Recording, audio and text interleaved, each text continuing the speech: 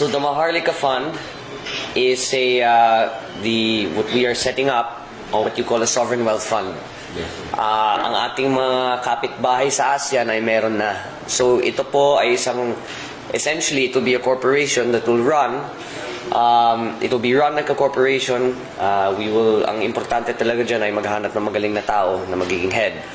But they will use, I think, I forgot the breakdown, but I think the starting fund will be about 250 billion pesos. And it will be used to invest in real and financial assets. So what the idea is that kapag when you invest into certain assets, kapag kumikita ka dyan, the profit will be used to finance government projects na nakukulangan ng pondo. So it is essentially another source of income. Now, usually or at sometimes, sovereign wealth funds, they will put their investments in infra projects abroad or other projects in other countries. Dun sila kumikita. What will happen, I think, for this is inward investment lang. So lahat ng kita ng sovereign wealth fund gagamitin for the infra projects of this administration and the other programs that need funding. It will be, I guess, it's kind of hard to explain, but to give you an idea, yung Indonesian Sovereign Wealth Fund 2021 nagsimula, 1 billion ang starting investment nila. It's called assets under management. They are now, I think, at 24. So $23 billion ang kita nila in what, a year and a half. Kaya kung pumunta ka sa Jakarta, makikita mo ang ganda. Ang ganda ng syudad. Nung tinanong ng ating Pangulo kung paano niya ginawa yan, yung development ng Jakarta ng napakabilis, si President Widodo said that one of the reasons why was their sovereign wealth fund. And if you look at Singapore, also Temasek is actually one of the biggest sovereign wealth funds in the world and has proven to be very successful in their methods. So marami tayong makukuha. Pwede nating kopyahin ang model na ginagamit nila para maidala natin dito sa Pilipinas.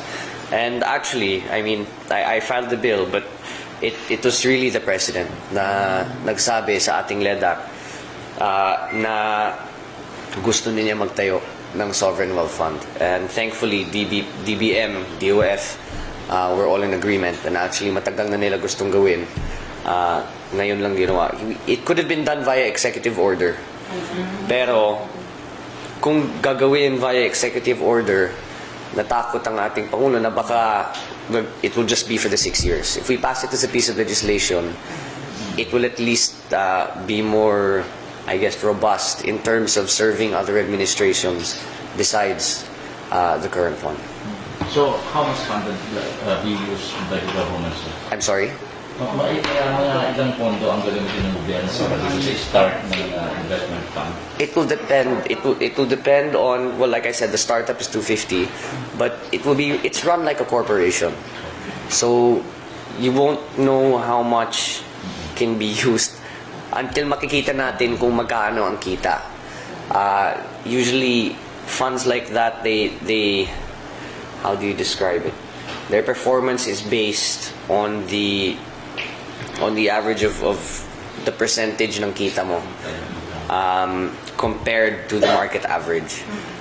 So that's where hedge funds make their money. That's where, anyway, but for this, we will have to see. But that will be the starting capital, and hopefully the investments that the President has also secured abroad, yan ang dahilan kung bakit siya umiikot sa mga iba't ibang bansa, ay hindi lang galing sa GOCCs ang input ng Sovereign Wealth Fund, kundi meron din, I think, if I'm not mistaken, yung Temasek will put money, yung Indonesia will invest. So maraming investments na makakarating, doon natin gagamitin para mas lalaki talaga ang kita ng gobyerno, mas lalaki talaga ang kita ng Sovereign Wealth Fund para maigagamit natin for the development. And the hope is that we will accelerate the development of our country and accelerate the funding of our priority programs. Because 6 years is, admittedly, not a long time. So we need to try different things to make sure that ang ating mga kababayan ay makikita nila ang progreso talaga ng ating bansa. Sir, follow up lang sa Maharlika. Do you have have a person in mind to run this privately or what do you call It will be run by like a private corporation. It's if you look at the may langaw ata. If you look at the different funds, it's really run like a company. In terms of a name, meron, pero I'm not at liberty to say. I don't want to preempt the president. Tignan natin kung papayag o hindi. Bakit Maharlika po yung pangalan? I don't know. I didn't. What's the I didn't. inspiration behind? Baka meron. That's you're gonna have to ask the president. Wala akong. I like it personally. Why Maharlika? I guess it was a ode to my lolo, I guess, but I don't know. That's just an educated guess. Hindi ko alam kung ano talaga yung thought behind that. But I think we shouldn't look too much into the name. I mean, it's really the function of the fund that will prove useful to our kababayan.